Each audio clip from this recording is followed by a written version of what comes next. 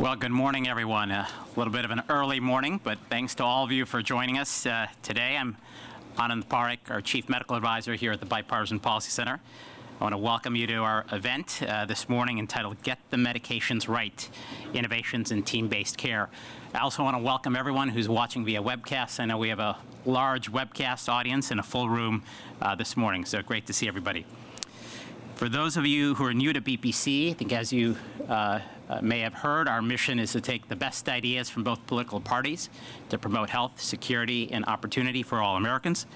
BPC's health program is led by Senior Vice President Bill Hoagland, who's here with us this morning, and it strives to develop policies and support efforts that improve health outcomes and reduce preventable health care costs. It's worth noting that just yesterday, BPC released its bipartisan prescription for healthcare reform, the work of its Future of Health Task Force. The report contains a range of proposals to increase accessibility and affordability of care in the U.S. The report can be found at BPC's website, and there are also a few copies of the report just outside in the hall, so please take a look. Today, we're thrilled to be partnering on this event with the GTMRX Institute, a newly formed organization thriving to ensure the appropriate use of medications in the United States. In a moment, I'll be introducing Katie Capps, the Executive Director of the Institute, to discuss her organization's mission in greater depth.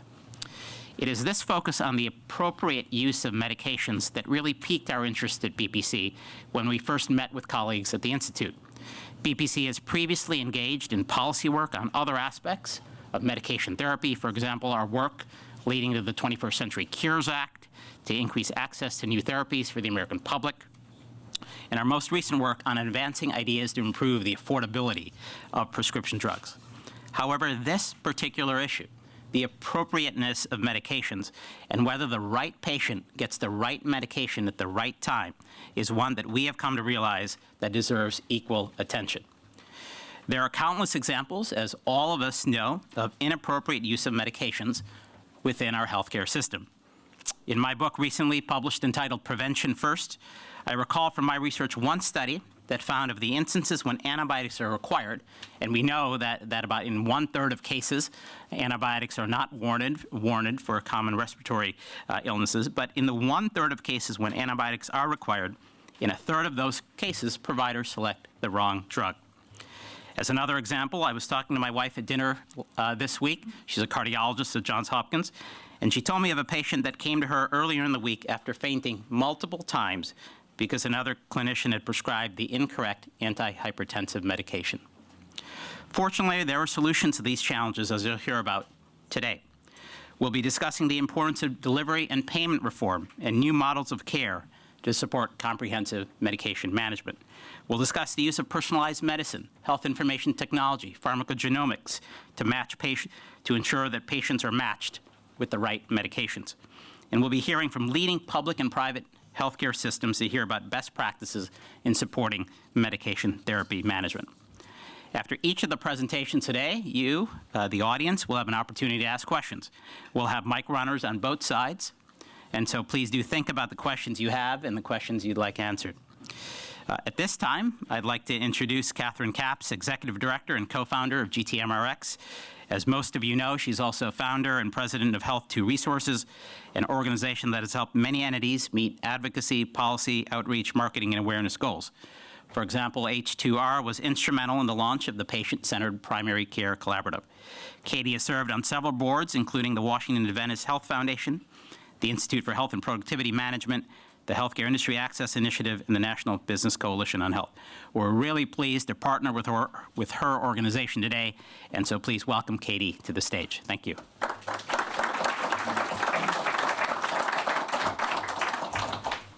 Thank you, Anand. It has been such a pleasure to partner with the Bipartisan Policy Center and your team to launch our first national event. Less than a year ago, on April 17th, 2019, we launched the Get the Medication Right Institute, creating a national platform for all stakeholders, those who pay for care, those who provide care, and those who purchase care, and also those who receive care, to create a more rational, systematic approach to medication use. With me here today is the founding board of the Get the Medications Right Institute, all united behind this call to action. Without their leadership, we would not be where we are today. Please stand as I introduce each one of the board members. Dr. Terry McGinnis, co-founder of the Get the Medications Right Institute. Retired Brigadier General Allison Hickey, CEO, All In Solutions. Dr. Paul Grundy, founder of the Patient Centered Primary Care Collaborative and its first president, innovator. Dr. Paul Abramowitz, CEO, the American Society of Health System Pharmacists. Dr. Steve Goldberg, Vice President, Medical Affairs, Population Health, Quest Diagnostics. Dr. Ira Klein, Healthcare Quality Strategy, J&J. Dr. Ed Webb, Senior Policy Advisor, American College of Clinical Pharmacy. Deb Gage, CEO, MedDecision. Thank you to the GTMRX board for your strong show of support. So why did we get together to start the Get the Medications Right Institute? Because getting the medications right is important, and it's an urgent need for all of us, as patients, as caregivers, and as sons and daughters. And it's people like Brenda Shipley, who we'll hear from in the video in a moment, who is the caregiver for her mom, who's part of the real face and reason for why we are here today. If you'll cue up the video, please.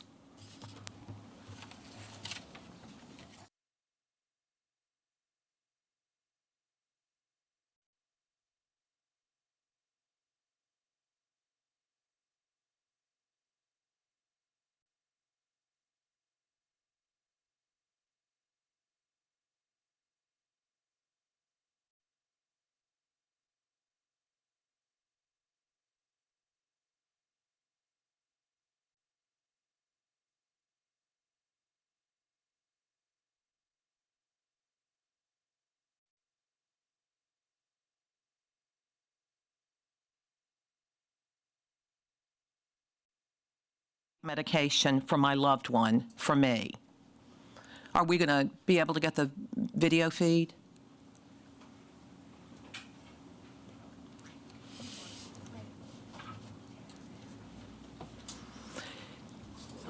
Today, at least 80% of the way okay.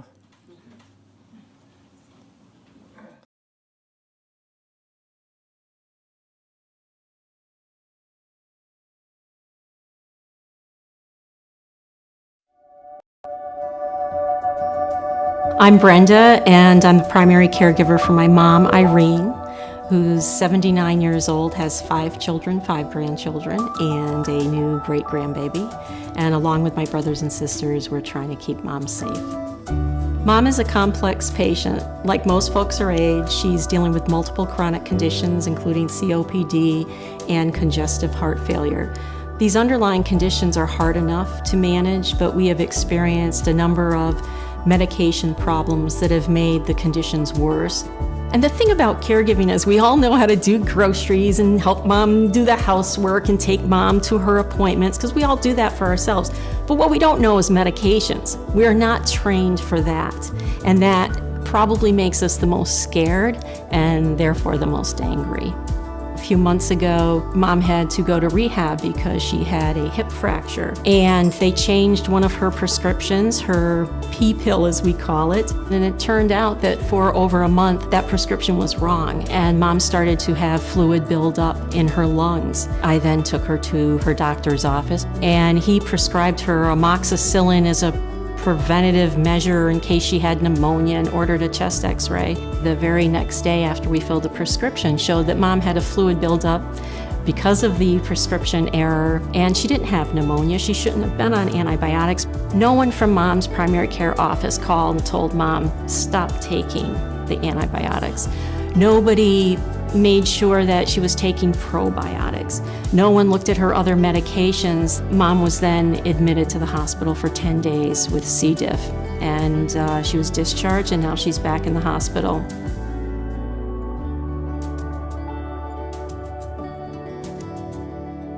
I don't know who to call to with medication questions, and I don't feel like anyone's looking after these medications or looking at them and understanding what medication will work with what medication, when medications need to be discontinued, when medications need to be changed. I feel like I'm trying to become a pharmacist by Googling at midnight after visiting my mom in the hospital. In my mind, all of that could have been prevented had there been one person solely focused on managing medications for mom in the primary care setting. I know my story isn't unique. This is what we put up with every day in primary care and trying to keep our loved ones safe. But it doesn't have to be this way.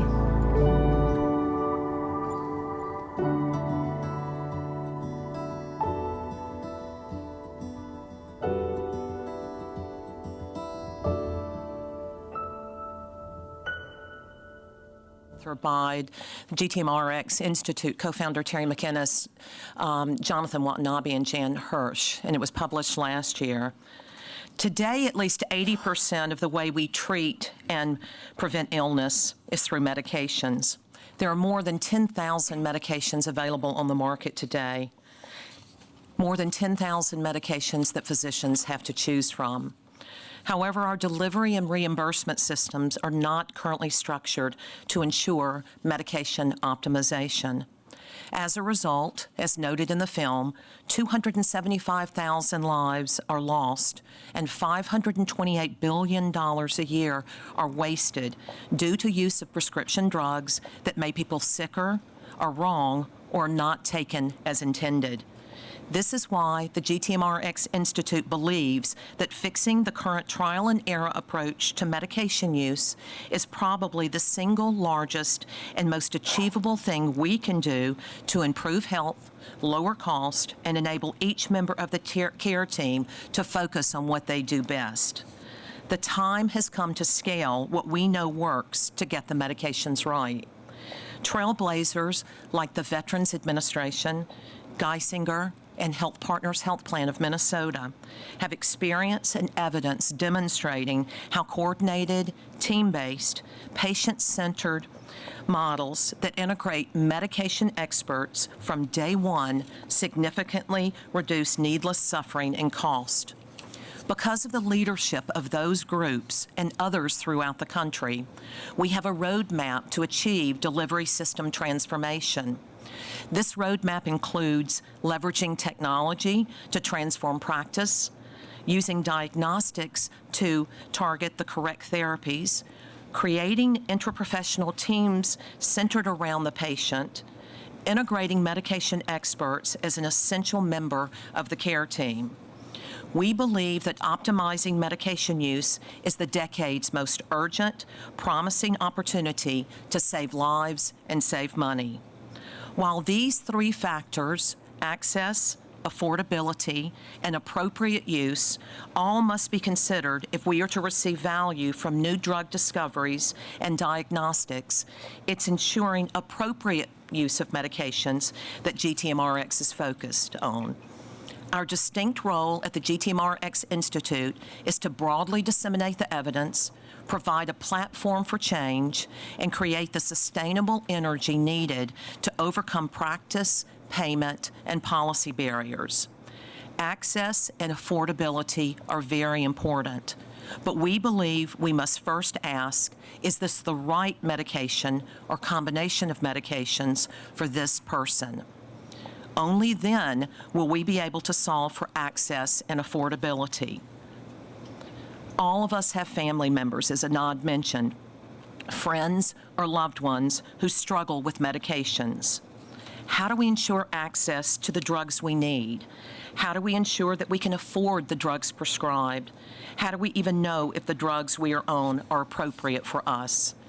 Those fundamental questions are why we today issue a call to action for a coordinated, team-based, systematic approach to medication use, uniting clinicians, advocates, diagnostic firms, health and tech industries. I invite everyone joining us here today and everyone joining us on the webinar to work with us to unify forces and create an environment in which we can always answer that one simple question: is this the right medication for this person? Thank you.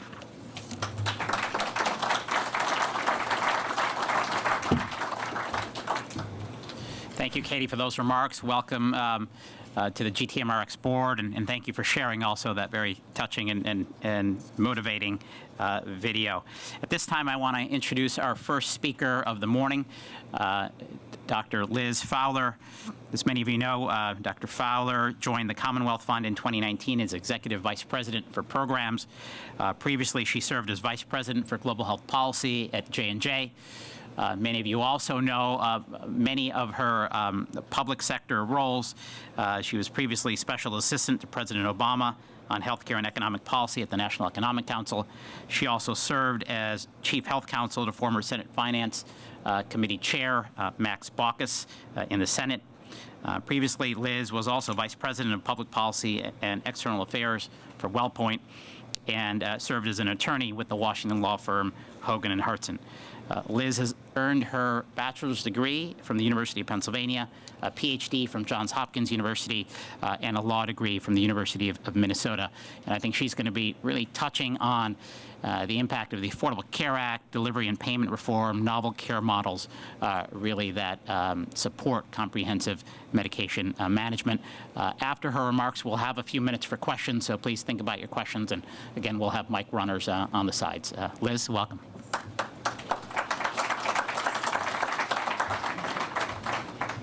Thanks very much. It's really nice to be here. Thanks to Katie and GTMRX for inviting me. It's nice to see old friends here, several old friends, and thanks also to Anand and the BPC for hosting this event. When Anand and Catherine first talked to me about doing this event and GTMRX, I remember my first reaction was that public policy had already weighed in on medication therapy management. I had worked on the Medicare drug bill in 2003, and medication therapy management was a required part of Part D, all Part D plans. And then the ACA extended the requirement to all Part D beneficiaries, including long-term care settings. So I wasn't sure how much more there was to do, but as I started digging into it and reading all the material and all the studies, it became apparent that there's a lot more to do and so much further to go in this area. Non-optimized medication therapy remains a significant problem, as we saw from the video and as Catherine talked about. And we need more than medication therapy. We need a comprehensive approach, a team approach that involves physicians, pharmacists, and everyone on the care team, evaluating all medications, and that includes supplements and vitamins and over-the-counter medications. Comprehensive medication management calls for a team-based approach to assess all of these drugs individually and ensure they're appropriate, effective, and safe. And this approach is even more important in the context of expensive medical specialty drugs, and new gene therapies, which we'll hear more about with our next speaker. Think about all the time we're spending on drug pricing and looking at the amount that we're spending on medications in this country. And right now, there's a solution that's under our nose that we're not paying enough attention to. I think there was a reference to a recent study that only 5% of an average physician visit is spent talking about medications, new medications, and that translates to about 26 seconds on guidelines and 23 seconds to all other aspects of new medications. Moreover, and as Catherine talked about, in the language that's more relevant to a Washington policymaking audience, the annual cost of drug-related morbidity, mortality related to non-optimized medication therapy was $528 billion. For policymakers, that's significant. It represents almost 16% of health spending from the year it was calculated, and that includes all third-party payers and not just public programs. The ACA included a number of strategies to improve quality and reduce healthcare spending and promote value-based care. It was a really important part of the law. Now that we're 10 years out and we're looking back on these initiatives, we're finding mixed results. As you'll start to see, I think, as we start looking in and digging into the 10th anniversary of ACA, For example, hospital-acquired conditions, a new payment penalty that was initiated in the ACA. Early studies found that the policy saved $7.7 billion between 2014 and 2017 and saved up to 20,000 lives. But a more recent analysis said that the penalty has not necessarily led to a decrease in these events. Similarly, incentives to reduce Medicare hospital readmissions for targeted conditions have also generated mixed results, and at least one study suggested they might have increased mortality. Hospital value-based purchasing, also another important initiative, was budget neutral by design in the context of our budget experts, and it impacts a very small proportion of Medicare hospital payments, less than 1.5%. ACOs, accountable care organizations, are showing some promise, particularly physician-led models, but the savings are somewhat limited, and many ACOs are not currently bearing risk, although I know the administration is trying to move this in a different direction. Perhaps this is an ideal setting to consider comprehensive medication management. The ACA also led to the creation of several new models of primary care that have shown promise. The patient-centered medical home, which Paul Grundy has played a large role in promoting through the patient-centered primary care collaborative, and comprehensive medication management has been shown to improve quality in this setting and patient experience. But the results overall are still not as compelling as we'd like them to be. The Medicare Comprehensive Primary Care Initiative, again, shown to improve care coordination, reduce emergency department visits, but not necessarily impacting spending and, I think, physician experience. Overall, CMMI, the Center for Medicare and Medicaid Innovations, has tested over 40 new payment models, but they've only expanded 2 across Medicare. But in the meantime, physician reporting has increased physician frustration. Physician frustration and satisfaction has gone down, and the cost to physician practices of performance reporting has been estimated to be around $15 billion each year. In the meantime, health spending continues to increase, and the Medicare Trust Fund is now at 7 years of solvency. For me, and in the context of the jobs that I've had, there's a growing call for cost containment, and it's becoming more difficult to ignore. Congress will have to step in to address Medicare spending, and often that ends up being across-the-board cuts that don't discriminate between high and low-quality providers. It's sort of an across-the-board sequestration approach to health spending. So this debate is coming. I think we all see it. Those of us in Washington are watching on the horizon, and we have a limited window to identify solutions that improve care and reduce costs and improve outcomes. Improving job satisfaction among physicians would also be a priority. So that brings us back to comprehensive medication management. In the search for new models of care and new approaches to payment and delivery system reform, comprehensive medication management stands out. GTMRX is focused on exactly these priorities, and as I've gotten to know the organization and their mission, and Katie, I'm increasingly convinced that this message needs to be highlighted for policymakers. They're at the forefront of an important movement that has the potential to optimize outcomes and reduce costs. By ensuring appropriate and personalized use of medications, including new gene therapies and personalized medicine, we have the potential to address a lot of the issues that we've been trying to address for many years in Washington. But there are barriers that inhibit the adoption of a systematic approach to appropriate medication use and access across the healthcare continuum. And although our payment systems are starting to evolve and actively exploring new innovations in value-based care, the fundamentals of our system still remain outdated, based on a fee-for-service chassis. This system sometimes discourages coordination across providers. It doesn't reimburse for certain services or certain providers. I'm sure all of us in this room can start making a list of all the ways that we try to do the right things and the system tells you you can't, or shouldn't, or won't. We need to identify these barriers and really start to categorize them. We need to demonstrate savings. I think the most important piece for this model is actually demonstrating the savings for the public policymakers that are going to be looking at these approaches when it comes time to have this budget discussion. We need to demonstrate that the savings are achievable, and I think that they are. As I've gotten to know Katie and GTMRX and all of the folks in the room that are working on this model, I really believe in the prospect of the base of evidence that will make this a very prominent approach to delivering care and delivering savings. So I look forward to further conversation and learning more about it. Thank you very much.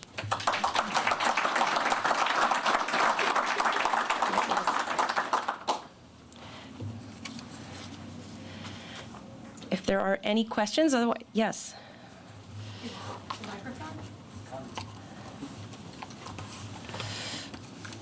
Really? Yeah, go ahead. Oh, All right. yeah, right there, yeah. Collier?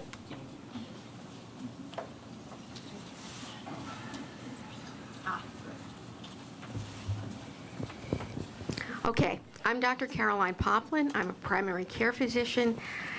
It seems to me you're overlooking the two most important things in Medicare management that might have avoided this problem. Continuity of care. So you don't see 6 people. You don't know which one each time. You see one person who's followed you for years. And if the patient didn't like you, so it wasn't a good match, then the patient should have gone to someone else until she found someone that she could work with. The other thing is interoperable electronic records, useful records, not about management, not about billing, about the patient, like what medications is she on? If you can look at that and see it, that's a start. You at least know the patient that you're dealing with. The old days of history and physical, and the patient tells you that's necessary, but it's not sufficient anymore. I think you bring up a great point. I think that's exactly what the patient-centered medical home is supposed to provide, and I think what the ACO models are trying to achieve. They're in their early days. I think we haven't gone far enough. It's not a requirement for all patients to have a medical home, and particularly patients with high needs and high costs. But that's something we ought to think about, is how can we get more people into this model? But you're exactly right. A person, a physician, or a nurse practitioner, not a company. It's a very good point. Thank you. Another question over here. Well, I'd just like to, I'm a neurologist, so I'm on the opposite end of that spectrum, and I'd like to echo what was just said with one other addition. I agree completely with the initiative here. It's completely correct. We also have to make sure that the original diagnoses, okay, that start this are correctly made. Too often, and the error in diagnosis is high. It's 30–40%. And I would, Mike, it's not a question, but it's actually a plea. At the primary care level, at all levels, that we start making better tools to make better decisions, okay, and better diagnoses. Because my life, okay, is about finding out that many of the diagnoses that I receive are incorrect, and then how do I go about correcting them. And the other physician was completely right on that aspect. I think that's exactly right, and that's exactly what the video demonstrated as well, that this patient was misdiagnosed. I think you're right that health information technology and interoperable records is absolutely a part of that, and we've been trying for over a decade to get there as well. All of these tools, I think, work hand in hand. I think comprehensive medication management is a piece of that. It's not the only piece. It has to work within the system around it, and you've identified other tools that need to be there as well. Paul. So spot on. In order to get to that point, there are 3 things that have to happen. We have to focus on the cultural change, which is the most difficult, of moving physicians from delivering an episode of care to proactively managing a population with data. Based on what? On a healing relationship of trust. That's the foundation of every delivery system that works. It's what the VA went over and studied in Denmark, and Kaiser went over and studied in Denmark as the foundation. The second thing that has to happen is there's only one way to herd a cat, and that's to move the food. And if you continue to put the food, if we continue to put the food in front of fee-for-service model, you're going to get too many services and you get the wrong services, and it's going to be in the interest of delivery system to make a medical error in rehospitalization, right? So that's the third thing is that we need to have a move towards away from the information age into the age of intelligence. I mean, it takes 280,000 lines of code to change a simple medication management thing in MUMS, in Epic, right? It takes 208 lines of code in a modern AI platform. You know, we need to move to a platform, a digital platform, which is the source of truth, which can be parsed interoperably to the system. Those are the three things that we've got to work on. That foundation is then available for appropriate medication management. So one little change that happened in CMS's experiment with one of the pilots in Tulsa, Oklahoma, one simple little change, they paid the specialist to answer the emails from the primary care docs. That little change created this interaction between primary care and specialists, which allowed the conversation to occur, and we saw a significant decrease in cost, and we saw a significant decrease in medical errors. So the whole primary care collaborative, the whole medical home effort literally started when our CEO at IBM almost died of a drug-drug interaction. That's how the whole effort started. So thank you for what you're doing. Well, I think all of these comments point to how complicated this problem is and how difficult it has been to solve and why it's been so hard for Washington to solve it. I think for Washington, looking at the tools that they have in their toolbox, it hasn't appropriately dealt with some of the issues that you've identified. Practicing medicine is complex.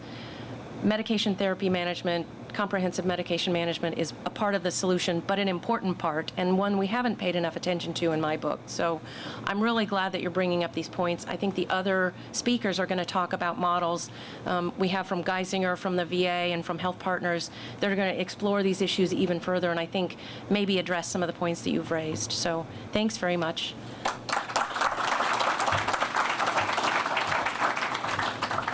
Liz, thanks so much for your terrific remarks and great questions, great discussion and dialogue amongst the audience. I'd like to move to our second keynote speaker, Dr. Greg Downing, a friend and former colleague of mine from Health and Human Services. As many of you know, Greg is the founder of Innovation Horizons, a consulting practice with an emphasis on innovation and technology adaptation in healthcare. Previously, he was the founding executive director for innovation in the immediate office of the Secretary at the Department of Health and Human Services. In this position, his primary responsibilities were focused on the promotion of innovation and entrepreneurship as valued attributes of workforce engagement across Health and Human Services. Prior to his arrival at HHS in 2006, Dr. Downing served in multiple roles at the National Institutes of Health. Dr. Downing earned his medical degree from Michigan State University. I went to the University of Michigan, so I don't hold that against him. But and his PhD in pharmacology from the University of Kansas. He's also been a senior scholar in residence at Academy Health, so we're delighted he's here to speak with us and covering a variety of topics from personalized medicine to pharmacogenomics to health information technology. Greg, thank you.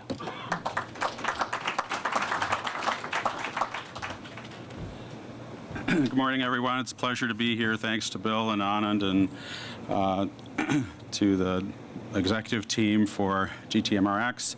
Obviously, this is a really timely and important issue. I wanted to start off this morning with just a note of memory, acknowledging the important contributions of Clayton Christensen over the years, and many of you experienced his learnings and innovation in general. Had a lot of contributions to many of us here in the room and our service in public life, taught us about the way in which to introduce new solutions and ideas into healthcare in general. His book on The Innovator's Prescription was a classic in opening the door of opportunity for how healthcare providers can be innovators in their own right. So many of you knew him as a giant among innovators, and he will be missed and should be our inspiration for continuing to try to do better in patient safety and effectiveness of the medications and things that we're going to be talking here about today. To that, I firmly believe there's never been a better time to be an innovator in healthcare. There are just enormous opportunities for discovery, and we need lots of help to solve problems like the ones we're talking here today. I just want to note as an anecdote, I was a pharmacist, and early in my career, a woman came back after I had refilled her prescription, and she stood there somewhat angrily and said, you know, I'm on Anavert 12.5, and you gave me 25 milligram ones. I need the blue and white ones, not the yellow and white ones. And that was my Aunt Betty. She's now 96 years old. Still reminds me of that. And probably a more salient point is I remember one morning driving home after a long night at a clinical institution here in town. I'd written, this is 1999, a prescription for an IV calcium solution and wrote it in calcium chloride instead of calcium gluconate, which any of you know who know that can be pretty consequential for a variety of reasons, and it became pretty evident afterwards. Thankfully, nobody died. I was driving home that morning, and on NPR they were talking about the "To Err is Human" report, and that stuck with me forever. Thankfully, those two mistakes couldn't happen today, but in that era there were not protective systems. The nurse was the sort of the last barrier to inadvertent things like that. So we're in a more promising age, and I'm optimistic today that we're making steps in the right direction. So many of you have frustrations about this, I'm sure, but we're on the right path. I'd like to start by telling you about Molly. Molly is a 46-year-old school teacher whose life was changed 2 years ago by a fainting episode or syncope in the classroom. Luckily, she was resuscitated and taken to a local facility. She had had no medical history, but her family history was notable for her father dying at a young age and 2 other cousins who had had fatal cardiac events that nobody really understood. She recovered but had heart failure associated with this, and further studies revealed that she had an electrical conduction defect, calcium channelopathy. For those of you that have cardiology knowledge in your backgrounds, her lab studies included a genome sequence analysis when the medications that they were trying for her antiarrhythmic functions and ventricular fibrillation weren't working properly, and revealed a series of mutations associated with the calcium channels that regulate the electrical conductance in the heart. And after a while, this all sort of got straightened out on the right medication. But as some of you know, the mutations associated with cardiac development and the rhythms associated with it are complicated, and the annotation and the meaning of those mutations are not fully known yet. And thankfully, there's a system evolved for her where the science and the evolution of that information is integrated into a platform that's commercially available and available through health systems. And as the science is accrued to that, we can decide what medications are better for her and which ones are not. Some of the medications, flecainide and others, may have fatal contributions to the heart rhythm than the ones that are intended to be used for her. So using that genetic information, her pharmacist, her internist, cardiologist, her care team use electronic digital systems to update her information as the new information comes in on an almost weekly basis to annotate what those mutations mean. And so her care team is providing this sustained information bit at fingertips that's currently updated, and that today is personalized medicine for the right patient to get the right treatment at the right time. So over the last 2 decades, our understanding of the disease and wellness associated with this, and yes, prevention is a key part of where a lot of our personalized medicine attention will be going in the next decade, is really built upon the fundamental building blocks of biology, DNA and proteins and all the omics, really designed to help us develop the specialty medications and care for the treatments of the diseases today, which are still a barrier to good health and long lifestyles. This is the promise of personalized medicine. That path has not been an easy one, and there are still challenges to overcome, and many of those are related to the challenges that you're discussing here today. So how did we get here? And in many domains of disease management today, laboratory information is used as a guide to provide the information for those unique features and the unique circumstances for the selection of therapies. From oncology to many immune disorders, targeted molecular therapies are now increasingly being customized to provide the best options based on a biological feature of disease known as a biomarker. And the scientific framework for personalized medicine is accelerating quickly with new targets, therapies, and more complicated choices about what's the right medication. The question is, how do we engage this into our current practice of healthcare? And it should affect practically every clinician who is going to be facing this in the future. I'd like to just take a step back and mention a few of the milestones that have gotten us to this point, particularly around the concepts of using diagnostic tests in medical treatment selection. Therapeutic monitoring started in the 1970s with the use of a variety of lab tests to look at blood levels and metabolism of drugs, or particularly those where there was a narrow therapeutic index and a high likelihood of toxicity. Digoxin, for many of you, is still a drug that has many consequences and still a great deal of utility, but toxic heart medications and antibiotics that have kidney toxicity were really things that were confronting everyone in their sort of training and their career practice. In the 1980s, the uses of viral load as a biomarker for the treatment and monitoring response to viral therapy in patients with HIV was really a landmark and opened the door for the aspect of being able to use quickly available test information to make the right choices. In the 1990s, we saw the advent of pharmacogenomics. We'll hear more about that today, and the testing of drug metabolism enzymes, and commonly testing them to identify individuals with variations in the breakdown of many drugs that often are associated with side effects.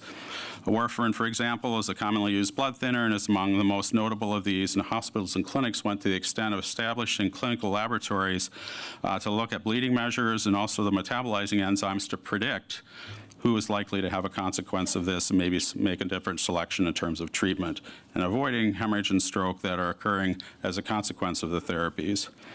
1998 was a watershed period for the molecular therapy era. Herceptin, a drug developed by Genentech, was the first to be developed and licensed in concert with a genetic defect, the HER2 gene, in women with triple-negative breast cancer. And this really opened the door for the first combination diagnostic and therapeutic strategies in drug development and cancer treatment, which is now nearly the mainstay of cancer therapy today.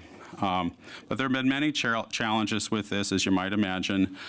From the same time in 1996 to 2005, a massive public-private partnership was undertaken to develop a map of the human genome that would guide scientific discovery.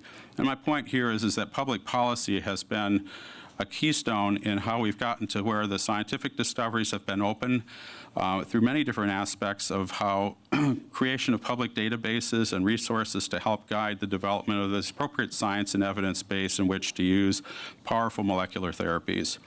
In the early 2000s, public investment gave us disease maps and the earliest guidelines for the appropriate uses of genomic testing.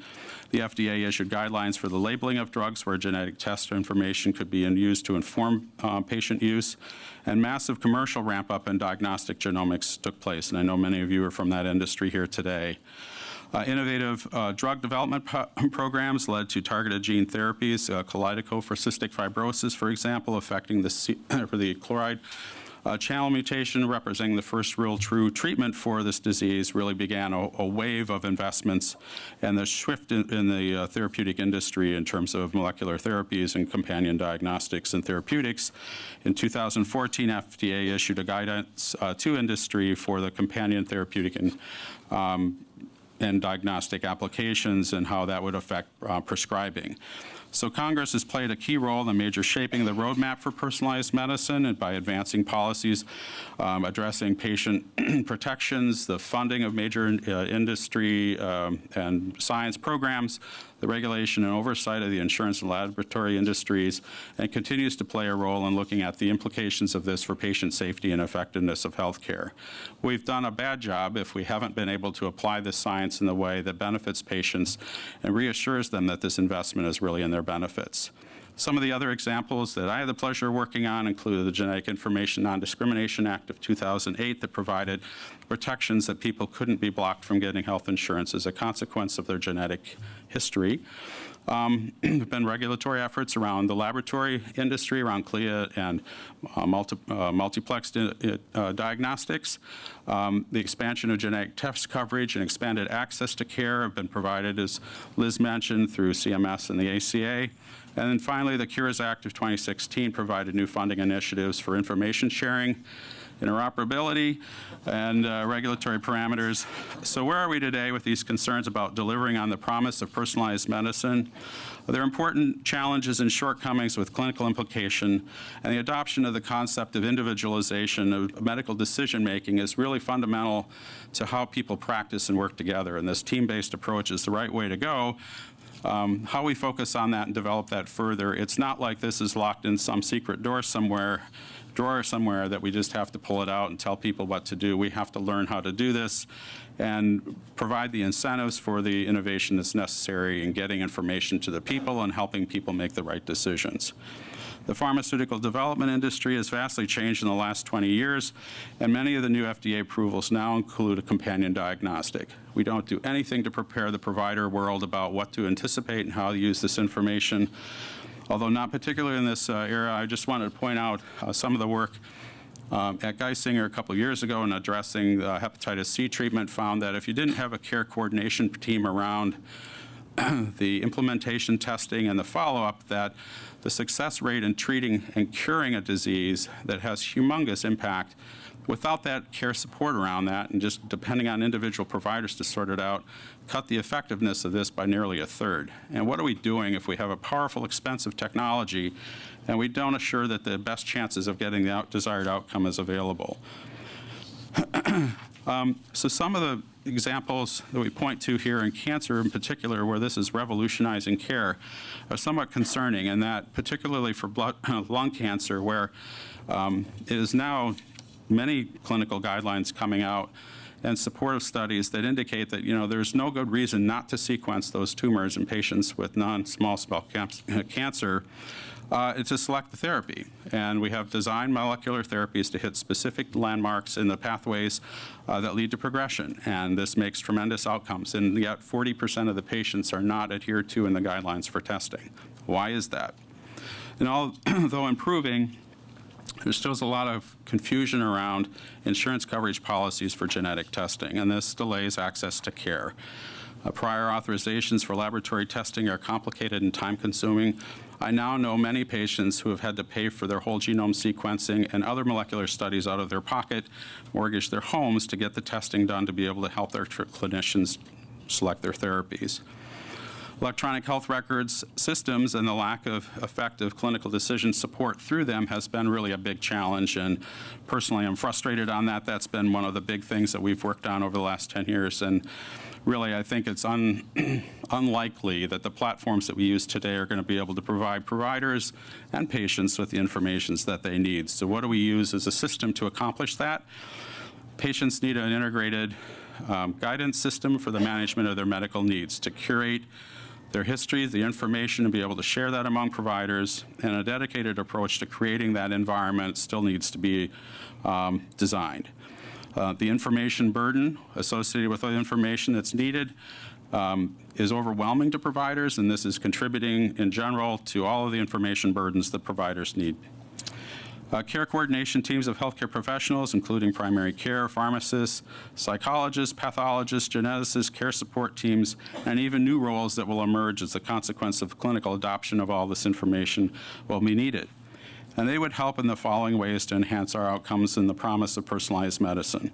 The establishment of more and effective implementation of clinical evidence guidelines for efficacy and utility are needed. Guideline development and integration into digital health tools in a more modular way that fits the customized needs for the providers. Integrated care requirements for test requirements is a high bar of specialized clinical knowledge, and their clinicians need help with figuring out when to do that. Information curation and interoperability of the lab results to all of the providers that are needed for that. We all have a responsibility in making sure that happens. That has to happen. Redesigning of care delivery pathways and creating new pathways overall for helping facilitate clinical adoption and work to overcome the barriers to the lack of information sharing overall.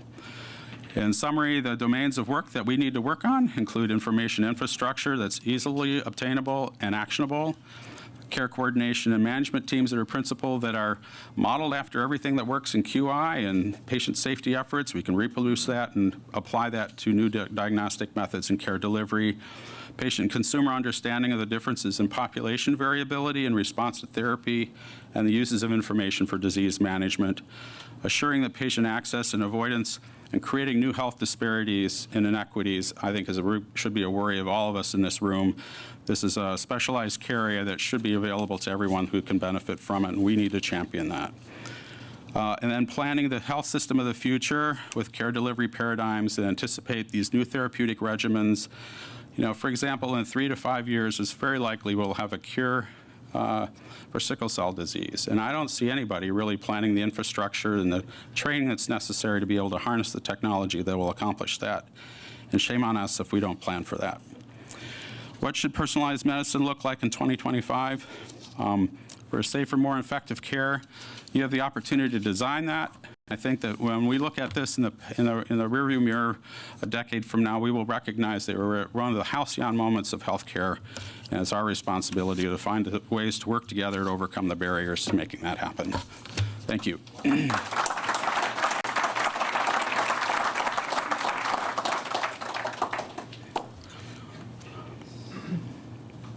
Great. I got off good. Last shot. Go ahead, Steve. Dr. Downing, you seemed Thank you. That was a very compelling review of history and also setting forward a lens for the future. I experienced you to be very personally compelled when you were talking about some of the barriers. Maybe you could share what experiences or other perspectives are underlying that might be helpful for us. Well, you know, if you sit and listen to patients, and one of my favorite hobbies is to sit in the doctor's call room, and it's the best laboratory in the world for figuring out what works and what doesn't. We need to do a little bit more of that. Cafeterias and hospitals are great learning laboratories, and my experiences, and thanks to a number of people here in the room, you know, I just have had the greatest experiences, both a clinician and a public servant, and you can see the impact of things like public policy and HIPAA and things when you're in that unique setting of being able to see, well, how are laws interpreted to really benefit people?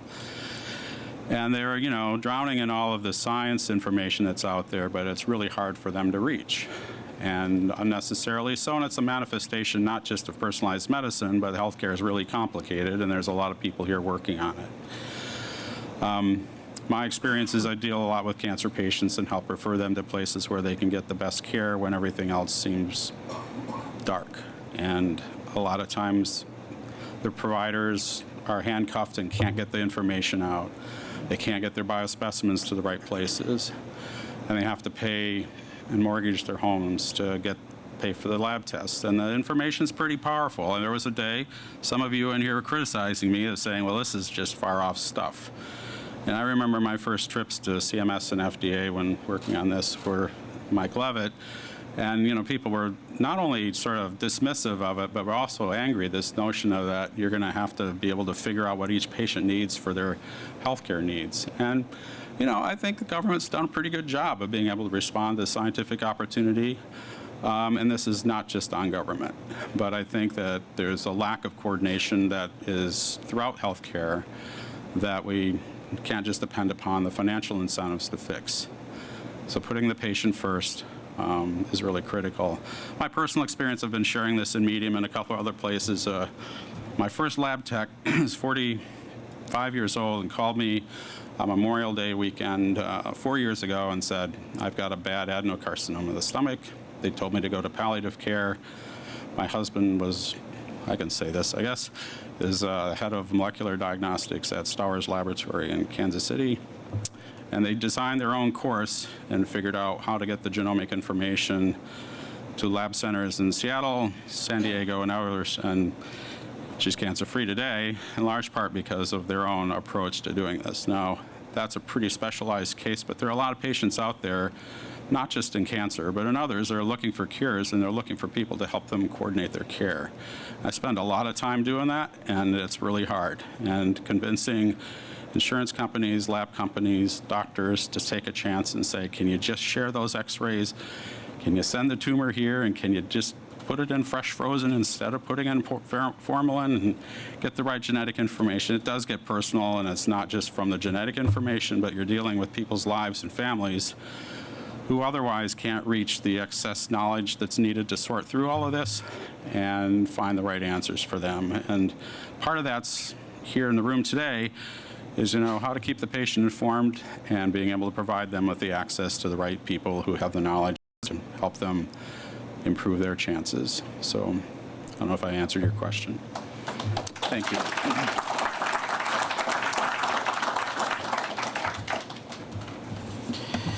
Greg, thank you so much for those remarks. At this time, we're going to move to our panel discussion, and I invite Susan Dentzer, and our distinguished panel up to the audience. Please, if you will. I think most of you know Susan. She is the Senior Policy Fellow at the Duke Margolis Center for Health Policy here in town. Susan was previously president and CEO of the Network for Excellence in Health Innovation. She served as editor-in-chief of the Policy Journal Health Affairs previously and was an award-winning on-air health correspondent for the PBS NewsHour for a decade. She's a long-time healthcare policy expert, and she'll be doing formal introductions of the panel. I just want to say for our panelists, particularly Carolyn, who's been a friend and mentor of mine since I started at Health and Human Services back in 2005. Great to have her back at BPC. And Jerry from Geisinger Health System. We have a health system executive council here at BPC, leading health systems across the country who advise us. So we know what's happening on the ground, and Geisinger has been a great addition to that council. And then also having health partners here, another leading health system, has been terrific. So we have a great panel here, so I'll let Susan take it away. Thank you. Terrific. Thank you, Anand. Good morning, everybody. It is terrific to be here with you. And I think it would be appropriate before we plunge into our panel just to recap some of the really important themes we've heard in these fantastic presentations of the morning. First of all, as we heard from Katie, this is all about medication optimization. And what we have in this country today is anything but medication optimization. Witness the estimate of $530 billion a year in waste and harm that accrues to patients because of lack of medication optimization. And take note, 275,000 estimated deaths as a consequence of that. So this is big. If you think back to the famous report Crossing the Quality Chasm in 2001 of the then Institute of Medicine, and what the Institute of Medicine said at the time are the hallmarks of a better system, that it should be safe, that it should be efficient, that it should be patient-centered, that it should be timely and efficient and equitable. The fact that we don't have medication optimization fails on all of those counts. It's not safe, it's harmful, it's not effective. We heard Brenda Shipley's story about mixing up medications and what resulted in her mother having an unnecessary hospital stay, and not just one. It's clearly not patient-centered, it's not person-centered, it's not even caregiver-centered. It's clearly not timely, it's not efficient, and we don't have statistics about how unequitable or inequitable it is, but we can bet it is, right? We can bet that the people who are most disadvantaged in the healthcare system generally are probably harmed even worse than anybody else from this lack of medication optimization. So we heard from Katie about the strategy of getting to comprehensive medication management. We heard about the tactics that will be necessary to get there, whether it's information technology, whether it's better diagnostics. We heard that just very powerfully now, restated again by Greg. We heard about the need for interprofessional teams that integrate medication experts, and how far we are from on multiple scores from that. And then, as we heard from Liz, this is apparently going to be such a powerful strategy that we need to develop the evidence, better evidence that it really works. And that is going to be, whether it's randomized controlled trials or whatever, policymakers are going to need the evidence to develop the kinds of policy initiatives that Greg, in effect, was calling for. So now we go to this panel to talk about what is happening in the here, in the now, and how you all are marshaling these various tactics to get to this goal that we're all seeking, and what else needs to be done about it. So to say a little bit more about the people that Anand briefly introduced, Carolyn Clancy here is a physician. She is Deputy Undersecretary for Discovery, Education, and Affiliate Networks at the Veterans Health Administration. Jerry Greskovic, who is with us here, is the System Director for the Ambulatory Program, correct, at Geisinger, of course based in central Pennsylvania, but with a almost an interplanetary reputation now as a leading Way to put the pressure on me. as a leading health system. And then Dan Rauer, who is a pharmacist. He's the senior manager of medication therapy management program at Health Partners in Minnesota, with maybe a national reputation, if not, I'm sure Interplanetary is right around the corner for Health Partners, a really distinguished integrated system based in Minnesota. So we're going to start out with just a few minutes of overview as all of these folks tell us what their systems are doing in this vein. And Carolyn, we're going to start with you. Sure. Thank you, and good morning, everyone. It is really a pleasure to be here. I will tell you, as the only physician in a very large extended family, I hear about all medical problems on a regular basis, some of which are quite serious, some of which are all about exactly why don't we have physical therapy on Friday nights and so forth. But medication management gives me nightmares. So the really great news in 2020 is how infrequently we need to have people hospitalized anymore, which is fabulous, right? We can manage so much as outpatients. The slightly less good news is we have not really planned the infrastructure needed, as Dr. Downing would say, to make that work as well as possible. So I can tell you, in the spirit of healthcare being a team sport, we couldn't serve the nation's 9.2 million veterans who are enrolled in our system as well as we do without a fully robust team, including pharmacists. So getting the medication right is important, and it is doable. And I'm going to guess my colleagues will echo that theme as well. Just so a little bit about VA, VHA, or the Veterans Health Administration, is probably the largest healthcare system in the country. Now, I do note in lots of conversations about mergers and acquisitions, everyone keeps saying, no, I'm bigger, mine's bigger, and so forth, but it's large.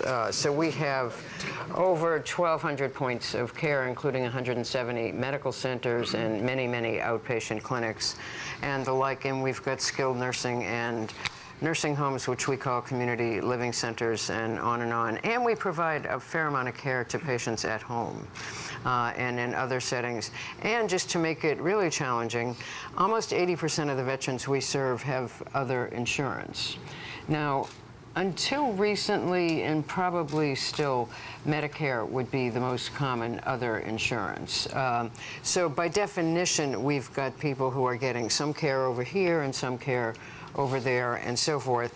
And we are a very, very important actor in having an impact on future healthcare professionals. So for 75 years, we have been affiliated with most of the nation's medical schools. So that means we've got about 120,000 odd medical residents rotating through our system, and about 70% of practicing docs in this country had some of their training in a VA. We also have pharmacists in training, nurses, occupational therapy, physical therapy, social work, the list goes on and on. So we actually have a real opportunity not only to get it right for the veterans now, but to imprint on these trainees what right looks like and how they can be part of the solutions. A very big part of our solution is clinical pharmacy specialists, or CPSs. You know, in government we have to have acronyms. We have, I want to say, about 9,100 clinical pharmacy specialists in our health system, and they make a huge, huge difference. So I wanted to give you a couple of examples about this. There are two areas where I can point easily to why clinical pharmacy specialists are so important. First is that primary care for us is a patient-centered medical home model, but we call it patient-aligned care teams, or PACs. By policy, every 3 teams has to be connected to one clinical pharmacy specialist. So access is a challenge for us on a lot of fronts. Some of it has to do with keeping up with where veterans are moving. That's a challenge. Some of it has to do with the fact that 1/3 of our people live in fairly remote areas. And some of it is just we've got people with a lot of medical and other challenges. as part of our effort to surface and scale and spread best practices in our system, we call diffusion of excellence.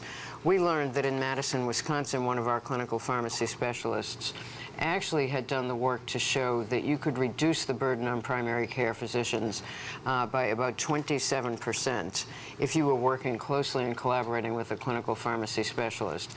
By the way, this has been available through Medicaid, to the best of my knowledge, for a number of years as a potential demonstration or waiver opportunity. I think it's fair to say, at least as far as I'm current, that uptake has been less than briskly enthusiastic. But that's going to have to be one of the policy challenges to actually figure that out. So being able to see more patients and, frankly, have people in the hands of those who know the most about the medications has been a huge boon to us. On the quality front, close collaboration with clinical pharmacy specialists has meant that in some cohorts we've been able to work with veterans to reduce the mean hemoglobin A1C, that kind of overall report card number for diabetes, from about 10 to 7.5. That is a very big deal. And in another example, we looked at chronic obstructive lung disease, often associated with hospital admissions. And through very close collaboration with pharmacy colleagues, we were able to reduce the readmission rate over the following year to 0.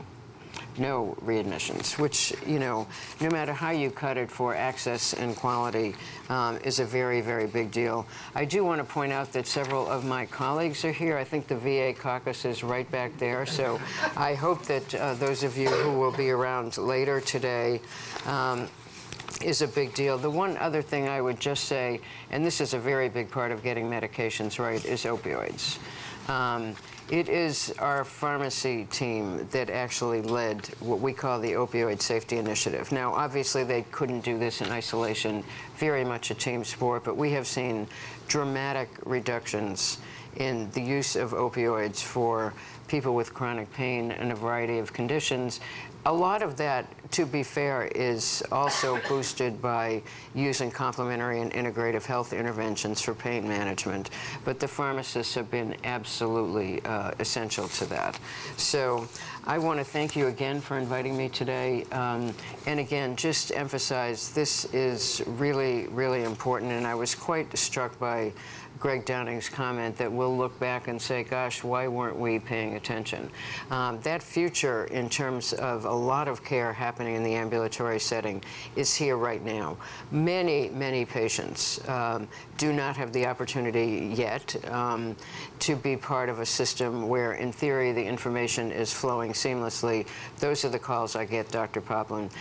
Sometimes there's continuity with the primary care doc, but I think there's also a lot of telepathy that goes on between clinicians, and of course our patients assume that there's a seamless flow of information and like a real game plan, when I think it's fair to say that's not the case. Thanks. Well, thank you, Carolyn. And clearly, the VHA is also deserving of an interplanetary reputation for having achieved this really important innovation, as you described it, of clinical pharmacy specialists integrated into the care teams. So, Jerry, we're going to go to you now and tell us how Geisinger has attacked all of this. Sure. So, for those of you who don't know Geisinger, we're a health system in Pennsylvania. We serve around 3 million patients between Pennsylvania and southern New Jersey. It's an integrated health system. 13 hospital campuses, about 50 primary care sites. We employ about 1,800 of our physicians. That's very beneficial to have them under our bucket. We have our own medical college, Geisinger Commonwealth School of Medicine. We have our own health plan, so we insure about 600,000 patients as well. The sweet spot for us is about 40% of the patients we take care of, we also insure. So that allows us to give some really high quality care, at least in that bucket. We have a genomic institute. I'm not sure if anybody's heard of our MyCode initiative. Gets a lot of attention, right? We have about, I think last count was 260,000 patients have consented to give us samples so we could do DNA sequencing on it, which we're currently doing, as we speak. I'll kind of get a little bit down to myself. So obviously I'm a pharmacist by training. I've been a pharmacist for 29 years, the last 17 of which at Geisinger, overseeing a lot of their clinical pharmacy programs. So right now my title is System Director of Ambulatory Pharmacy Programs. That's changed twice in 2 years, so by the time I get home it may be different. But basically what it is I oversee anything pharmacy related in the outpatient setting. Retail pharmacy, mail order, home infusion, specialty pharmacy, pharmacy assistance, okay? Probably more applicable to our conversation today, I also oversee our call center. We have a pharmacy call center, has around 30 pharmacists and actually 30 pharmacy techs and about 20 pharmacists. They're basically centrally located. They handle any sort of incoming medication-related message coming into primary care Geisinger, medication questions, prior authorizations, refill requests. The theory behind it is this all gets kind of funneled into them. They triage, manage, approve referrals, approve refills, et cetera. It never makes its way back to the docs. Huge physician satisfier. I would argue to say it's an even bigger nurse satisfier because these were things that were previously falling on them. And then our MTDM programs. So that's medication therapy, disease management. We also like our little abbreviations there. That's our CMM program, Complete Medication Management. It's pretty extensive, I think, nowhere near the VA, but we do have 73 clinical pharmacists across our entire system. They're all embedded in physician office buildings. So about 50 some are embedded in primary care offices. The rest are in specialty, so neurology, hematology, oncology, gastroenterology. You name the specialty, we have a pharmacist embedded with the docs, except for about 4 areas which are on my budget for this coming year. So we continue to expand. This group of pharmacists, they are all under a collaborative practice agreement, which helps to expand our scope of practice immensely. So basically, we like to think of ourselves as a mid-level practitioner that knows a lot about medicine. So what we do is we probably handle 17 to 20% of our system's diabetics are completely managed to our pharmacy team. We touch around 34,000 patients every single month through this team, so they're incredibly busy. They see a lot of patients, and I guess that's probably a high-level view. I don't want to take too much time, but I'm excited to be here as well and to be a part of this conversation. Great. So just to round out that last point, so basically 1 out of 5 of your diabetes patients are entirely managed by pharmacists. Yes, yes. So what do you have results that differentiate between what the care, what the outcomes are for those patients versus others? So one of the things when I first got into management about 10 years ago, one of my first kind of nudges from the system was, you guys do a great job, show me. So we've been spending the last 10 years data collection, data analytics, so improved outcomes. We reduced hospitalizations and ED visits like 20%.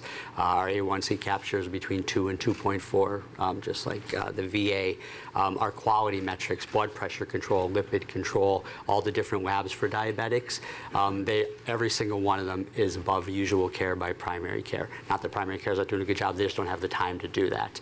I think 80-some% of our diabetics also have blood pressure control and lipid control. So we do spend a lot of time tracking that. Our change recently is we've actually shifted a little bit from clinical tracking to actually tracking physician access, because for Geisinger, we have some areas in Pennsylvania that have some severe physician shortages, and that's kind of the area our executive leadership team has asked us to kind of fill.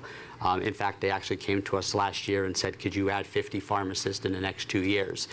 We need to fill this gap of the physicians we don't seem to be able to recruit. So that's what we've been working on now. Our most recent data, if you see one of our pharmacists for diabetes, we reduce acute visits about 40%. So in the next year to 2 years, 40% less people are showing up at their docs for an acute visit. They're now coming to see our pharmacists. And that also helps to keep them out of the hospital. And then just routine visits, around 20% reduction in routine visits.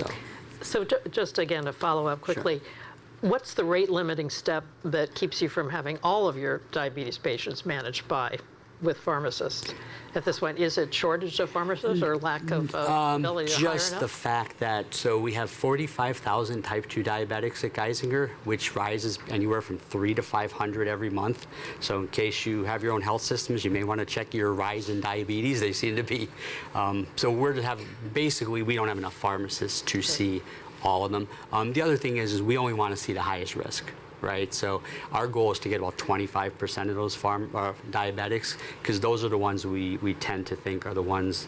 That's where we want our pharmacist involved. They have multiple comorbidities. They've been in the hospital. The A1C is out of control. We have this nice algorithm we've put together. These are the folks that should be seen, which amounts to 22 to 25% of the diabetics. If we do get those 50 pharmacists over the next 2 years, we will get to that mark. The referrals come in. We get 2,000 referrals every single month. So it's just a matter of getting the bodies to actually field the referrals. Great, thank you. So Dan, we'll go to you now and hear how Health Partners is approaching this. So starting off a little bit about Health Partners, we are an integrated organization in Minnesota. We serve about 1.8 million members, so in Minnesota and then our surrounding states, so North Dakota, South Dakota, Illinois, Iowa, Wisconsin, we offer coverage. Our care system serves about 1.2 million patients, and that's primarily in the Minneapolis metro area and a little bit into western Wisconsin. We have a research institute, and so you notice that those numbers are disproportionate. We have our care system, which provides care to all payers, so we're not locked into only taking care of Health Partners members, which represents challenges for us. My role, I get to play on both sides. So I am responsible for our medication therapy management program and for the health plan. So we deliver medication therapy management services and pay for it as a benefit. So I manage the network and the care that's being provided for employers and Medicare and Medicaid, doing the necessary reporting that we need to do. And then I also have responsibility for the care that is provided in our care system. So right now we have 25 pharmacists across our care system who are providing MTM services. And when I say MTM services, I mean comprehensive medication management. It's one of the things that pharmacy likes to do, is like to create lots of different things, and they mean different things depending on who you're talking to. Fortunately, we have a very strong definition of what comprehensive medication management is, and that is what I mean when I use the word MTM. I use them interchangeably. I mentioned that we offer this as a benefit for our members, and we do this. We've been doing. So we started in 2006 with the advent of Medicare Part D. We have Medicare membership, we have commercial membership, which is where the majority of the people we serve is, and Medicaid as well. And so we started offering services as a requirement in 2006. But we quickly moved along to saying, if this is beneficial for our Medicare patients, why are we not looking at doing something like this in our commercial market? And we started working with some of our larger employers to develop some pilots. In 2007, we rolled out a pilot with a large self-insured employer in our state, and we had a laboratory of patients who had diabetes, was a group that we went after. We followed them for 7 years. So it was a pilot that lasted 7 years. But it was a great laboratory for us to watch. When we started that program, 16% of the people who participated or who had diabetes had optimal control. And in the state of Minnesota, we have a program called Minnesota Community Measurement, where there's a measure, optimal diabetes control, which is essentially having their blood pressure in control, having their A1C in control, not smoking, taking aspirin if it's indicated, and being on a statin medication. So 16% at the start. At the end of the 7-year period, it was 65%. So you're talking a 4-fold increase. Now, during this time, we saw a doubling in the group that was our control group. So we still saw that the system, which was focusing on diabetes, was able to improve care, but when you added a pharmacist to the care, you had double the results of what happened when you didn't have a pharmacist involved in care. When we looked at costs, that group carved out their pharmacy benefits, so we didn't have insight into what was happening with total cost of care. But on the medical side, we saved over $1 million in reductions in hospitalizations and emergency utilization as a result of this. This is what drove us to cover MTM across our population. So we started off with Medicare and Medicaid. And by 2011, so 4 to 5 years it took for us to do this work, we started offering it across all of our fully insured and self-insured business. We've looked at the return on investment of CMM services on total cost of care, and we've repeated this yearly, essentially since 2012. And we've gotten better and better at doing it. Initially, I think we inflated our results a little bit. When we first started looking at things, we're seeing really high return on investment, $4,000, $5,000 per member that was engaged. And as we've continued to do a better job of matching and doing some other things, we feel really comfortable with what we're seeing now in the commercial population of $1,300 of savings per member per year for people that are participating in MTM services. So significant improvements. That's just the ROI. So I mentioned to you the clinical results. We see that across the board. When people are on the right medicines, they reach their health goals. When they reach their health goals, the reason that we're saving money is because they're not ending up in the hospital. They feel good. They go to work. It's a great story. You know, employers want their employees to be healthy. They want their employees to be able to go to work and do their work. And if they're going to pay less in healthcare and have more productive employees, I mean, how is that not a win?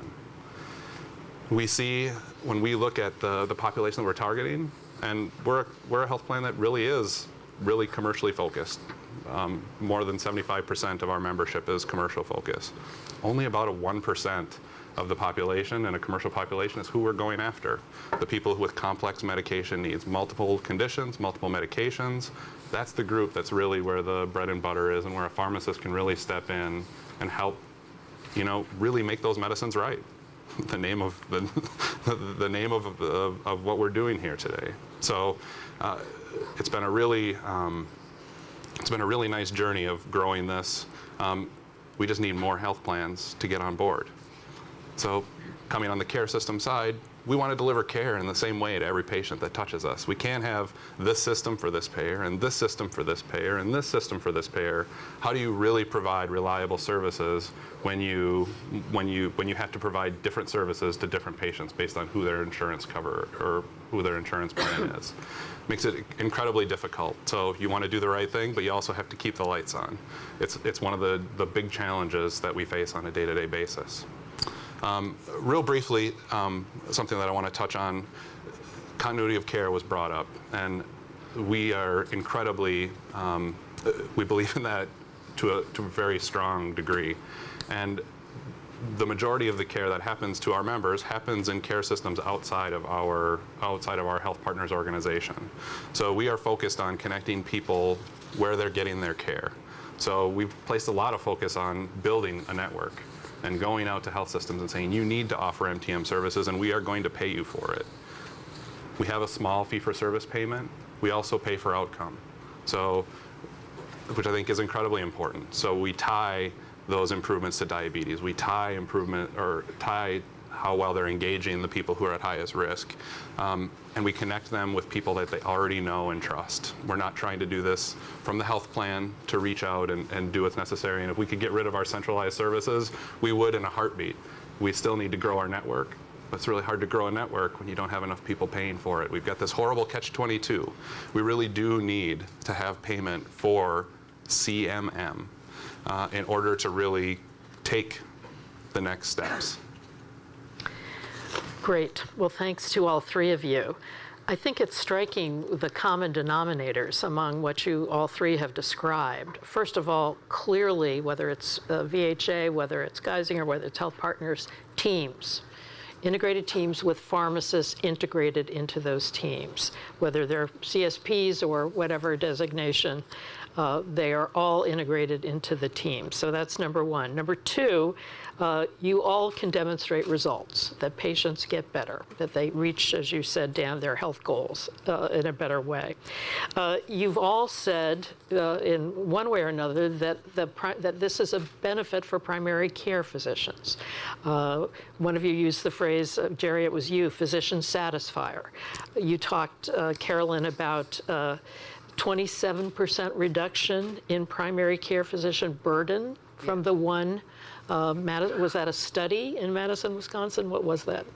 Yes, and it was how she was able to persuade other facilities in our system to enthusiastically take this up. I should point out, in a system where we've got a lot of people wanting to come in, that also frees up space for new patients who don't have to wait as long. The other striking phenomenon across all your systems is you are all in, or you talk about all of this happening in either a budgeted system, which is the VA, or risk-based environments, right, where you have incentives to use the resources as wisely as possible, because what you lose in revenue on the care side, you gain in savings on the insurance side, on the risk side. And I think that underscores a point that Liz made about the opportunities to do more and more of this in risk-based environments, whether it's Medicare Advantage, et cetera. So that is clearly, I think, Dan, part of the problem that you're pointing to, which is not everybody is operating in that kind of environment, either on the provider side, which is fee-for-service, or the payer side. Some payers, strangely enough, just aren't that motivated to save money. So what is your message, all of you, to the rest of the system that is not operating in this risk-based environment about the urgency of making this move? Dan, you said it, but I'll give you another opportunity to underscore it. I think for pharmacy as a whole, the way the industry is moving towards vertical integration puts dispensing traditional pharmacy at great risk, but it gives us a huge opportunity to improve access to clinical pharmacy services, because when things are aligned, when pharmacy is not all about costs and how cheaply can we dispense drugs to the patient, and it's about how do we use medicines to keep people healthy, you make different decisions.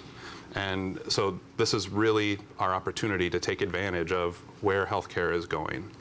The traditional Part D model of MTM and a PBM being carved out and doing that has really provided disincentive to provide high quality pharmacy services. So, and you mentioned it's one of the things that's frustrating. We're an organization that is all about value-based care, but when we get into the actual care system, we are still fee-for-service.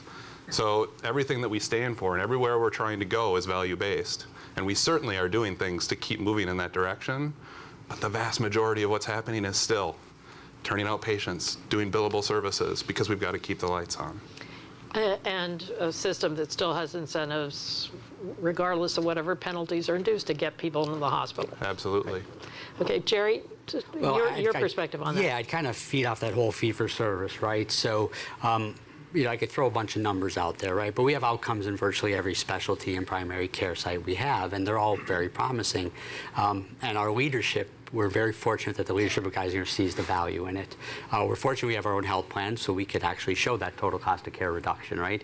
I'm going to be spending this much on pharmacy, but I will show you people that we ensure that pharmacy is not involved in, people that we ensure they aren't.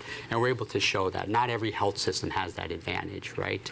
But even having that advantage, every budget year, how much gray hair do you think I get? Because I still have to go and I still have to kind of, put in front of them a value statement of why do we have 73 pharmacists doing patient care? As you can imagine, it's a pretty decent sized red line on the books. So an advanced reimbursement structure would probably make things a lot easier. But it's also just getting folks to understand that they shouldn't be looking at this part, they need to look at that part. The end game. We're making these people healthier. The total cost of care is going to be lower. Yes, you may spend money up front on pharmacists. Oh, by the way, I'm probably going to actually give them more expensive meds, right? So, so you may see the prescription costs go up a little bit, right? Diabetes management. Anybody does diabetes management, most people should be on 2 new drugs. They're also extremely more expensive than the older remedies. But oh, by the way, I'm going to prevent them from having a heart attack and prevent them from being admitted with a heart failure exacerbation. So you know what? Take it on the chin now, but 3 to 5 years, I'm going to save you money. And that's sometimes hard for people to understand. It's hard for insurers to understand when maybe the people they're insuring today aren't going to be there 3 to 5 years from now. We've also been somewhat lucky with Geisinger that most of our patients tend to stay with us. If they sign up with us, they're usually with us for the next 8 to 10 years, if not forever, which then makes it easier for us to have that argument. So I guess I would say the challenge is just getting the culture of not necessarily looking at the money in, money out, but looking at the total cost of care, the clinical outcomes.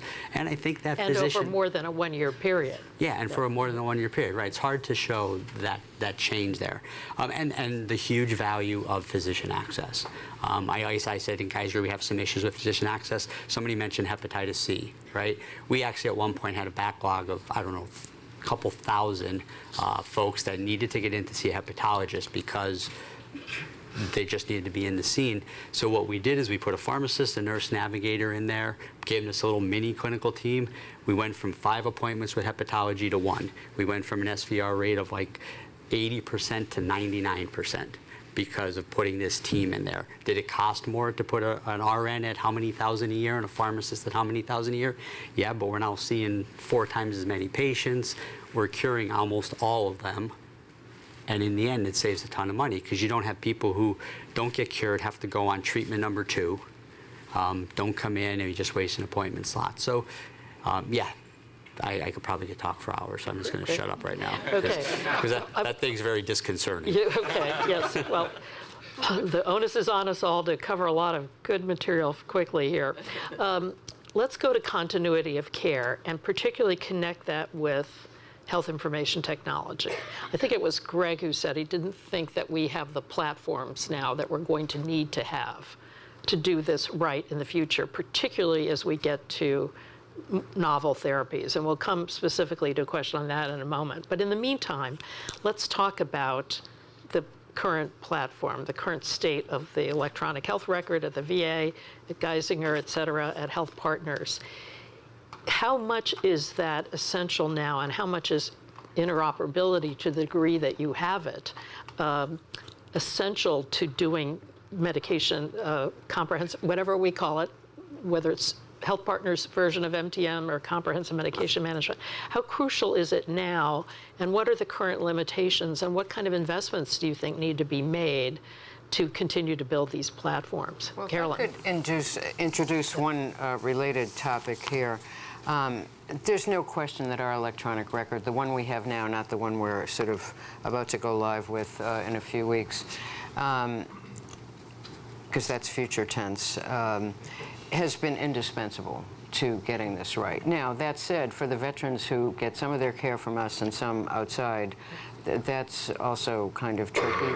So we end up in our testing and evaluating a number of kind of wraparound systems to try to figure out how do we coordinate that care better. I think there's a lot of different ways we could get here, because I think the game changer is going to be virtual care. Now, we're way ahead of the curve again because, as you pointed out, we're budgeted. But So telemedicine, other yes. So strategies. I could imagine for our rural veterans that they're engaging with a clinical pharmacy specialist who they've never laid eyes on except on a screen. And who might be 5, 10, 15 states away. Exactly, exactly. We do a lot of that right now for mental health, but it's only the beginning. So the kinds of conversations we're starting to have now are about using Uber-like software to identify who's available when you need one, like right now. Care systems really excel for fairly common problems where we commonly don't do very well, because we've got the scale and sort of strategy and the data from EHRs and so forth to figure out what to do and, frankly, what's working.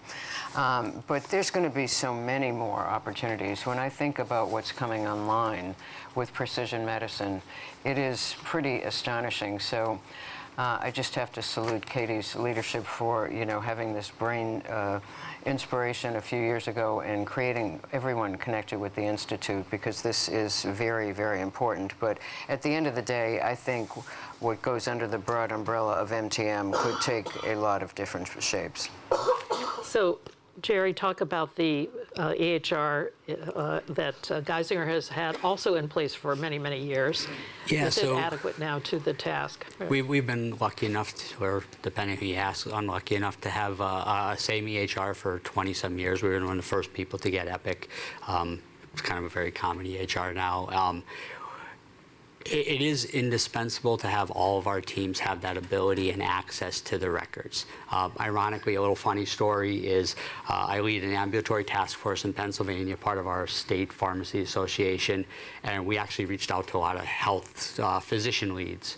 And one of the number one things they said is if you try to expand to provider status in PA, we're going to have a hard time approving it in the community sites unless they somehow have access to our medical records. Because I don't want them getting too much involved unless they're able to look at a kidney function, look at all the medical records. So there's a challenge if we're all looking at different records. Within Geisinger, we have a great continuity of care because we're all on this Epic. If you notice when I said the groups I oversee, up until 4 months ago, I just oversaw call center and our MTM program.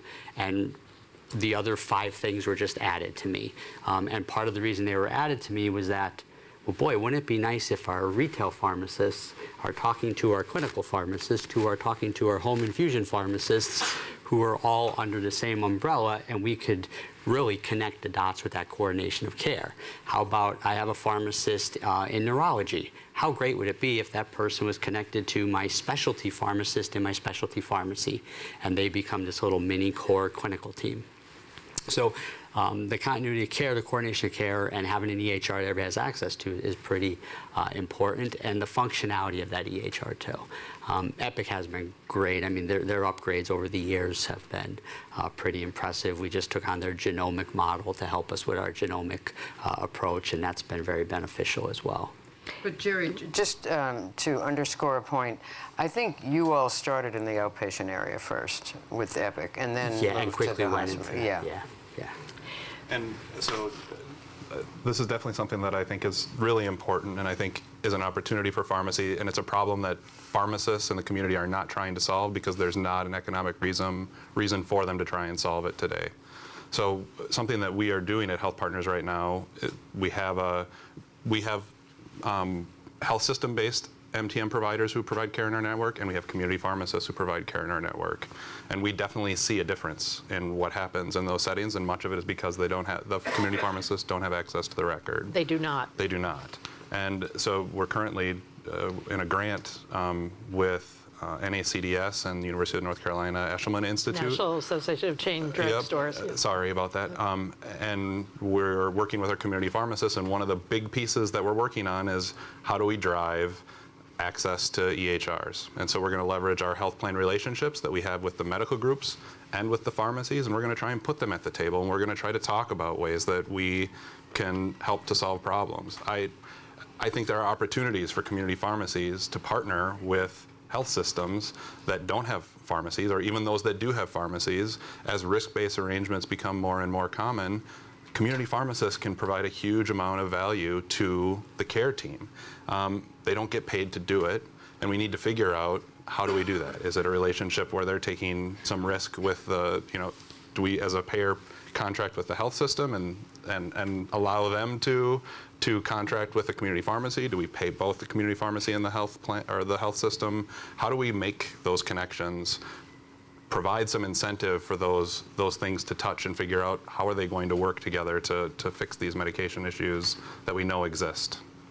So we've been talking about some of the proofs of concept that you all have developed in very common conditions, like diabetes, for example. Greg raised for us the notion of a future where we're going to have many, many more targeted therapies, particularly in areas like cancer. We have a lot of rare disease drugs now coming online, which are extremely expensive. It's going to be extremely important to get those drugs and interventions, particularly to the right patient at the right time. And gene therapy also being another set of interventions already on the landscape, but more to come.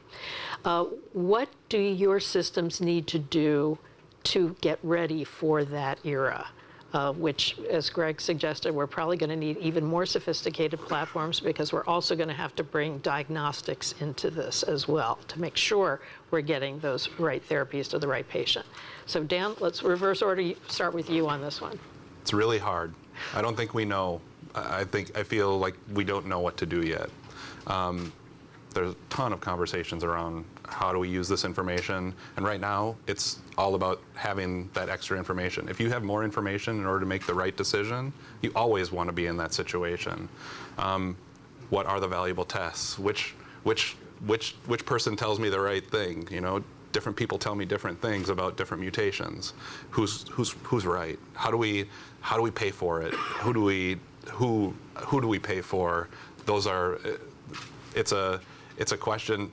Every insurance company in the world is afraid to pay out too much money for things that are unnecessary, and that's where we just don't know. And we have a wild west at the moment in terms of lab tests that are becoming available, not just through conventional means. And they're proprietary to different companies, right. have their own.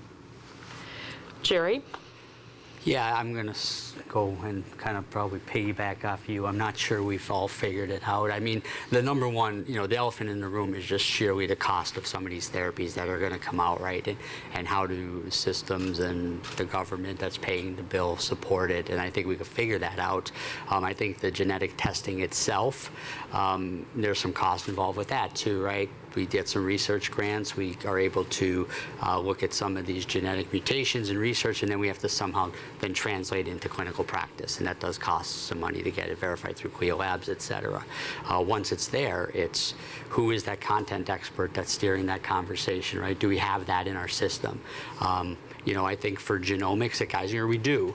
For pharmacogenomics, we're recruiting to get that person because you need that, right? We could teach people, we could put in clinician support tools in the EHR saying, hey, you may not want to do this. But they also sometimes need somebody at the other end of the phone that they could call and kind of talk it through.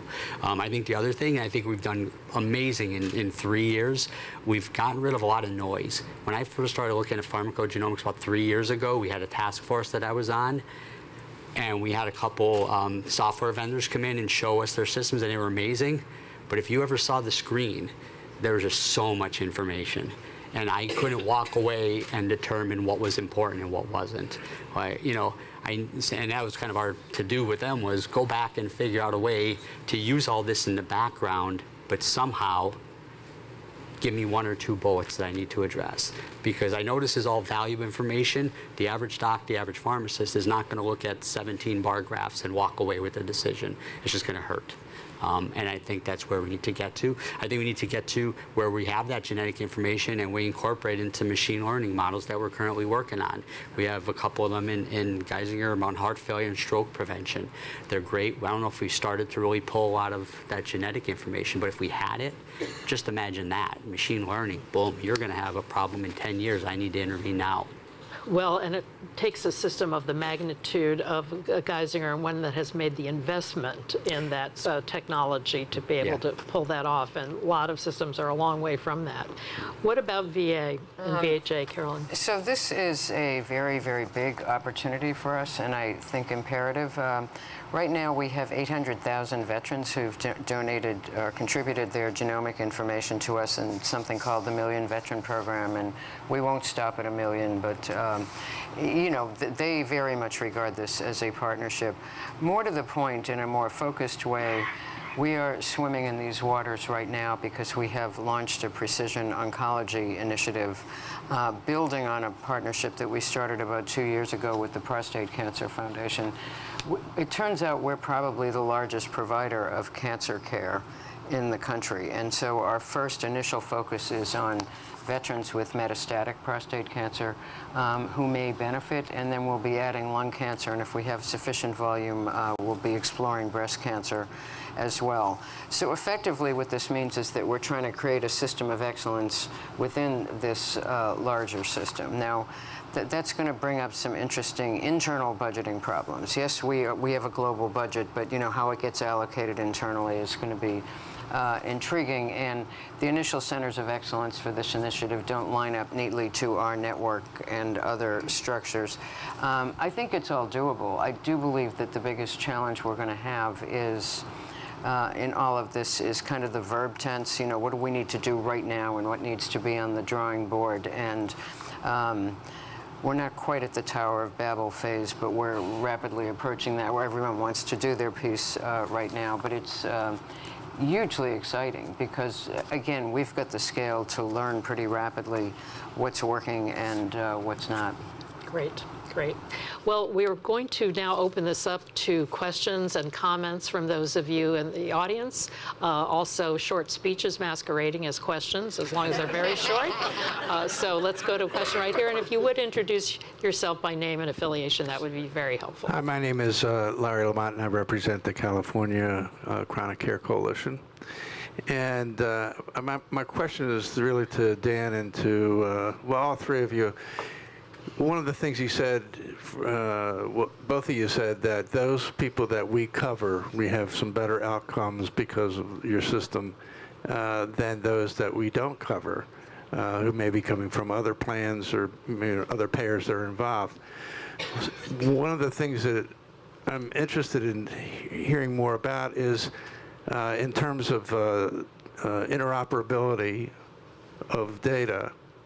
How my understanding is that people who have this data do not play well in the sandbox with others, and that is a big problem. And I'm just kind of curious as to how do we start jump-starting that and getting so the data is available to people. Well, I guess it starts with obviously giving everybody in the system access to this. We talked about community pharmacists not having access to EHRs. What beyond that needs to happen? All of you. I don't know. I think it's a question that everybody is asking. So how do you provide access to the information that people need and still maintain the privacy that people desire with their information? It's this. So if I want to partner with a community pharmacy and give them access to my EHR, that's a whole lot of lawyers that are going to be talking to each other for a long time before anything is done to do that because of the risks of what happens in sharing that data. We're just in a place that we need to do more to try and figure out what the problems are, because I can't even tell you what all the problems are because we're not even trying to solve it yet. So in a future where, assuming we have full implementation of the Office of the National Coordinators and CMS's recent rules, and we have interoperability, and patients, in effect, can control their records and directed by virtue of an app to where they want it to go, let's assume we get to this nirvana, will we solve the problem that way? Jerry? To the most part, I mean, there's always some protectionism going on with people's data. So, and even in a small state like Pennsylvania, we probably have 4 or 5 maybe gigantic providers in the state, and you try to sit down and share some data and share some best practices, and some are very willing to sit down and have that conversation, and others are, they're just sitting there smiling and nodding at you, and they're not necessarily. So I think I think that's definitely a step. I think that'll be a huge help. But we also need to get folks to understand that we're not trying to necessarily use things as a competitive advantage. Like, we raise the bar for everybody if we all share and we all learn from each other.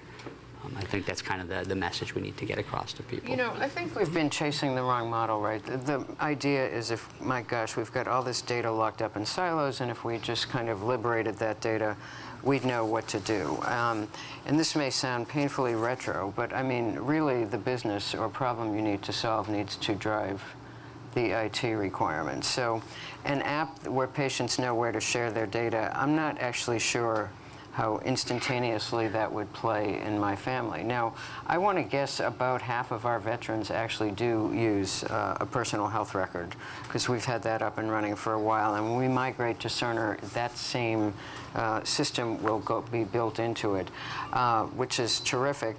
But what you see, and not surprisingly, is I'd guess maybe 10% of those, boy, they are avid users. And in fact, they want all their information delivered there.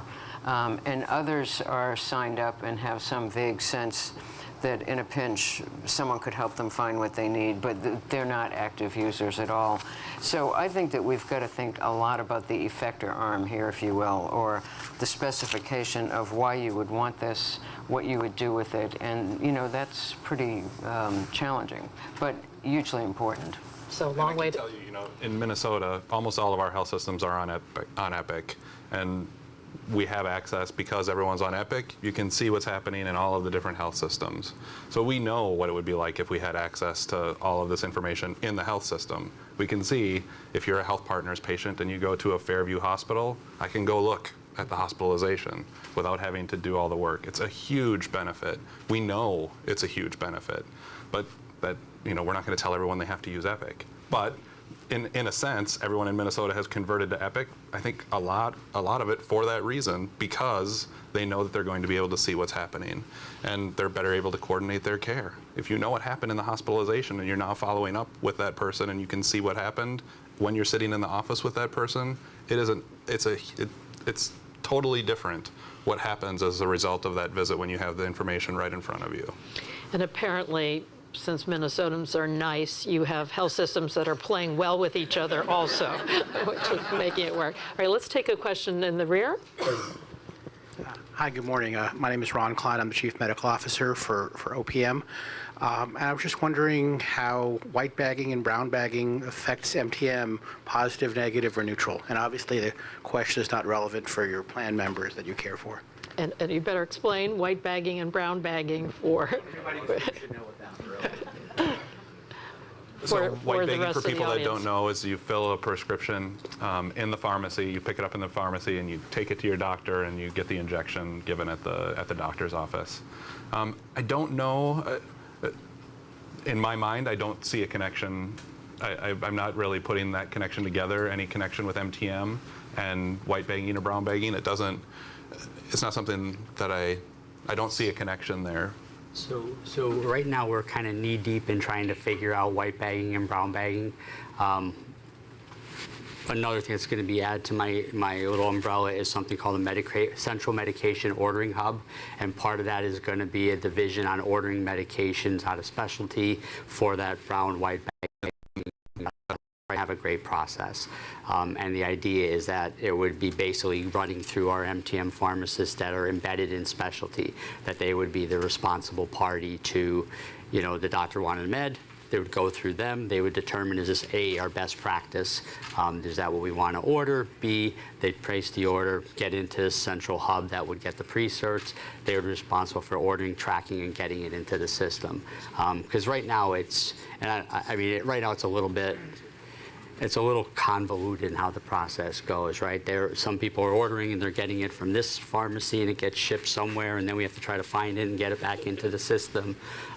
There's a lack of control over did it stay cold and refrigerated the entire time before it showed up at our office. So we're gonna have a patient advocate that's responsibility is going to be to track all this, and on one end of the spectrum is going to be our pharmacist sitting in specialty, and on the other end is going to be our pharmacist at our specialty pharmacy. So we're trying to build a process around that.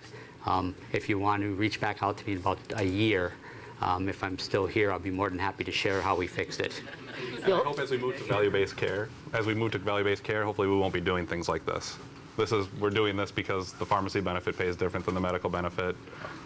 And so, we're creating all this extra work in order to save a couple bucks because of contracting things. And if we get to value-based care, we're going to do it the way that it makes the most sense to do it. And that's the dream. Great. I think we have time for one more question. So can we get a microphone over to Marie in the back? Great. Hi, Marie Brown, an internist and geriatrician outside of Rush and Chicago. We know that for every 1 hour of patient face-to-face time, there's 2 hours of documentation time in that 15 to 20-minute visit. And when I think of the vast majority of my patients who are struggling with hypertension, where we have 50% control, and when we think of the biggest impact on the planet, vaccines, clean water, and blood pressure control, and going upstream, where does medication adherence fit into CMM, MTM, and how do we get the physician, to Paul Grundy's point, that comprehensive continuity care where you develop trust so that you can uncover the non-adherence that most people are not aware of? because the first 5 times you ask a patient if they're taking their medicine, if they don't trust you and have a very long-term relationship, they will say yes. So the biggest impact, and for prevention of diabetes, when less than 85% of patients who are pre-diabetic are not even on metformin, let alone taking it, where does medication adherence and the time to develop that long-term relationship so that the patient feels comfortable telling you that they're not taking their medicine, and only then can you tailor the message to find out why they're not taking it?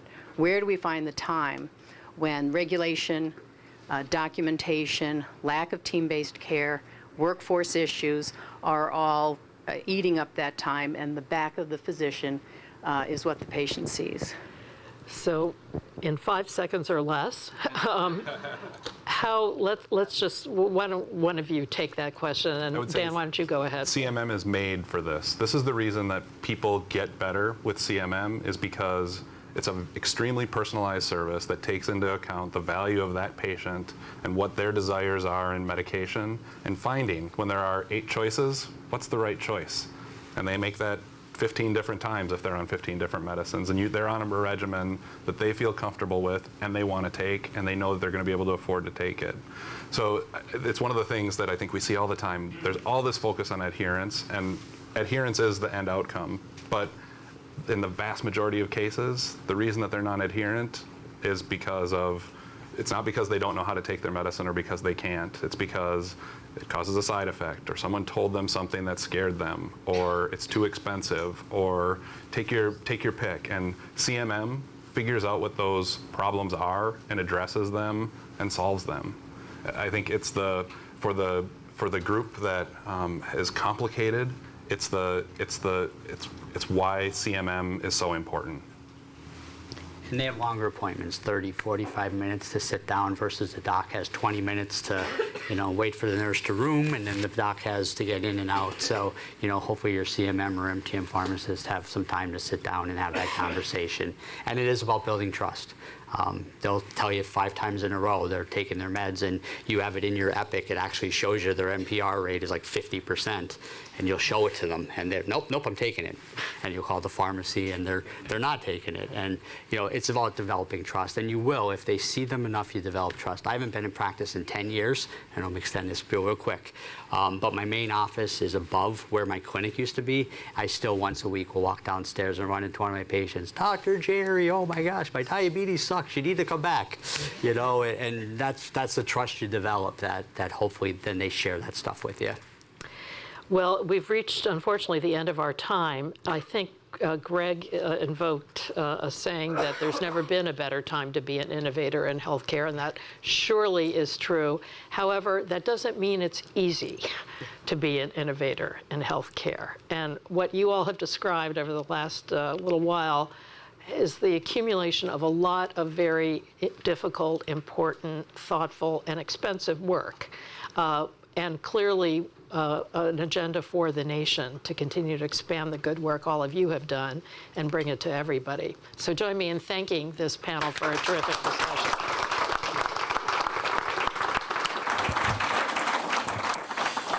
So that concludes our event today. Again, special thanks to Susan, Carolyn, and Dan, and Jerry. I want to particularly also thank Greg and Liz for their remarks. I want to thank the GTMRX organization, the Institute, and Katie, a terrific partnership with all of you today. I want to thank a couple of our BPC staff, Corrine King, Collier Fernikes, Joanne Donnellan. And I really want to thank everyone in the audience today, those who are joining via webcast. This is a critical issue. I think Paul, early on in his question, really articulated it well in terms of where we want to go, where we are, and where we want to go. And he mentioned health information exchange. We talked a lot about that today. He talked about payment reform. But it's really the third aspect, this aspect of culture. And Jerry talked about trust that is absolutely so critical.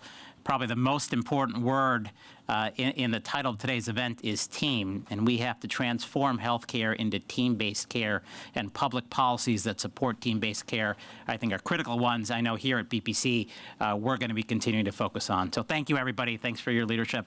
We'll talk to you soon. Thank you.